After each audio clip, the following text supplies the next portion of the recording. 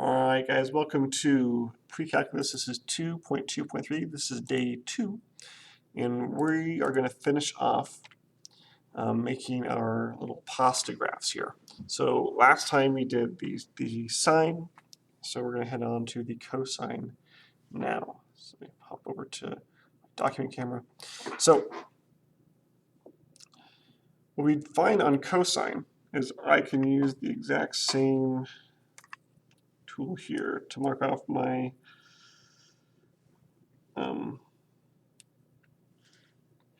measurements.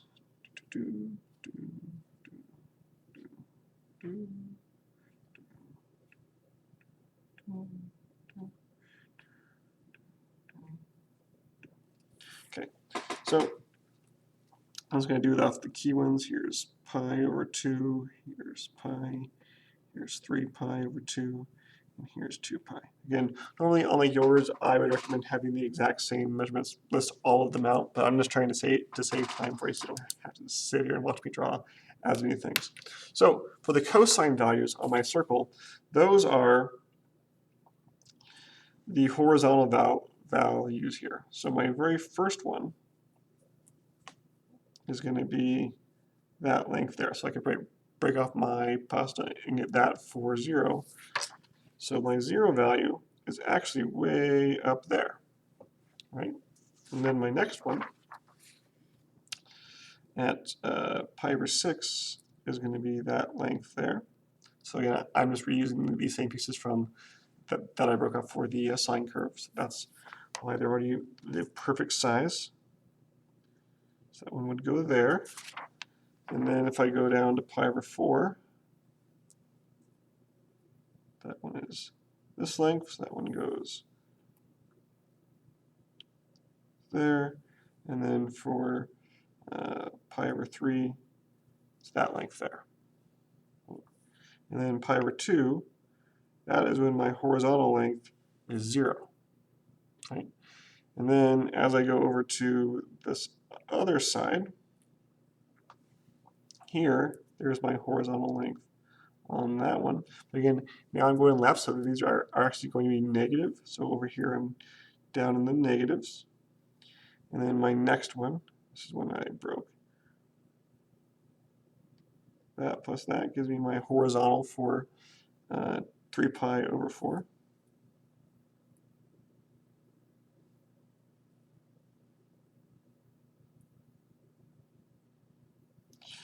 And then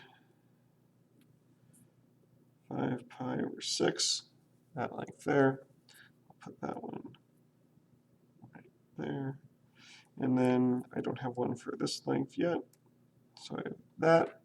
And I'll go ahead and mark it and break it. And I can place that right there. Okay. So if I kind of sketch out what that graph is going to look like, again, I was following the tops of those graphs. It's going to go down, and then as it goes through here, it goes through the 0, and then it comes back down and follows the tops of all these. Okay? So I get that kind of shape out of it. Now, if I wanted to keep on going, as I go over here, well, this is the same horizontal length as this. So really, that one goes there, and this one's same as that. This one's same as that. And then I'm back down to that 0 there, so I can kind of copy that all the way down to there. And then these are going to start to go back up, where this is the same as this, same as that, same as that. So I can move all of these that are still positive over to this side of my graph. Again, normally you would have these glued down, but I'm just trying to save a bit of time so you don't get as bored watching me move pasta around and graph sine functions. So to clear those off, our general shape, again, this isn't a perfect graph, but we're just really trying to get the connection of the unit circle to the graph on the Cartesian plane. That's our main focus for this lesson. That's why we do the whole pasta thing, is that you can make that physical connection of those shapes. So there's our cosine graph, right? Still has that kind of wave shape. It's really the same wave shape as we saw with the sine above, right? But the difference is this one started here at 0, then went up. This one starts at a peak and then goes down, and then goes back up to its peak. But both of these end up at the exact same place as they actually started, which makes sense because it's a circle. So once we're done with our full circle, we are back to where we actually started. So that should make sense for us. Now let's answer some questions kind of pertaining to this stuff. Let me hop back over to this, done that. Okay, so let's talk about the domain and the range. So if I look at my graphs, right? I'll just hold it up, right? The domain is going to be all real numbers because these go left and right forever. I could keep passing my circle again and again and again, and just keep making this graph again and again and again, right? The range, I get a clear maximum point for all of these, right?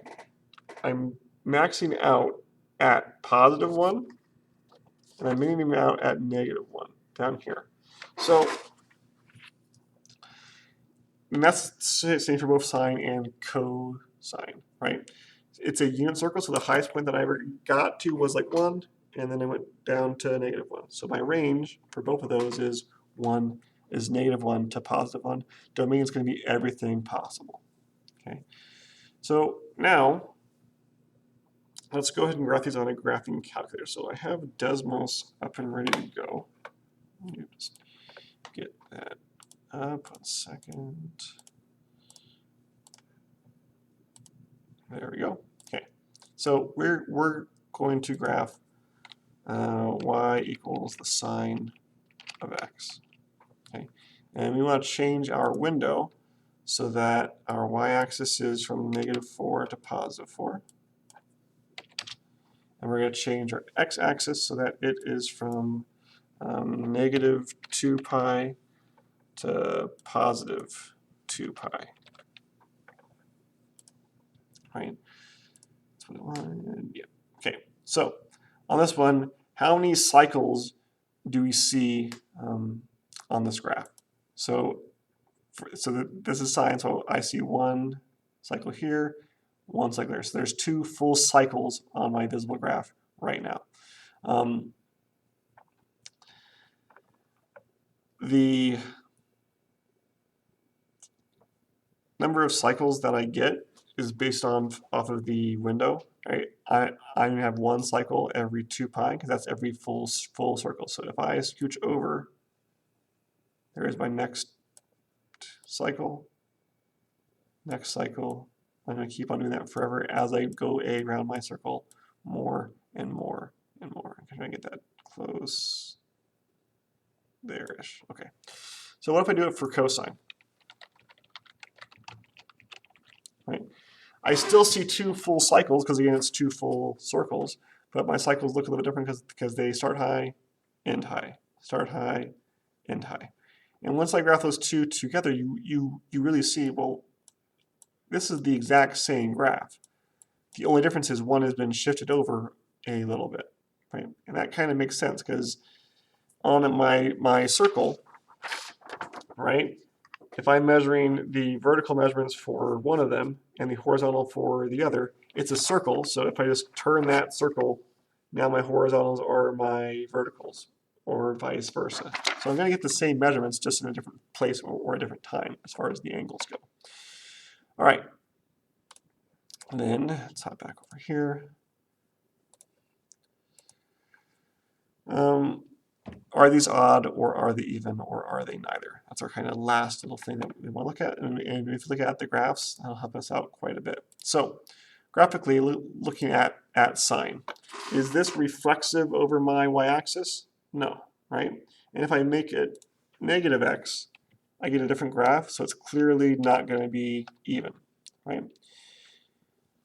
is it going to be odd though, right? If it's odd, then if I do y is equal to negative sine of x, that should give me the same graph as sine of negative x. And hey, it does, right? Since the negative on the inside is the same as the negative on the outside, my sine is actually an odd function, right? Now let's take a look at cosine. So cosine, I'm seeing, yeah, it is symmetrical over that y-axis. If I make it a negative here, I get the exact same graph. So it's going to be even. I don't even need to check odd because if it's even, it can't be odd. It has to be one or the other or neither. All right. So with that, hop back over here. Let's do a quick little closure. All right, notes first. So sine, cosine, and tangent on the unit circle. We've covered these already. We made our charts, right? Our cosine is our horizontal values. Our sine is our vertical values. Our tangent is that ratio of sine over the cosine. And then we also covered this, what's called the Pythagorean identity. That'll become extremely important later on in the year. So kind of keep that one in mind. And then to close this off, the domain of sine is going to be all real numbers, right? Because I can go left forever and I can go right forever because I can just keep going around that circle in either direction. And that really comes from the circle, right? Because if I keep going around that circle, I can go around it as many times as I want, and I can just keep going further and further in each direction on my graph. Okay, with that, here is the day 2 homework for 223. We're doing 85 through 92, and I will talk to you guys next time.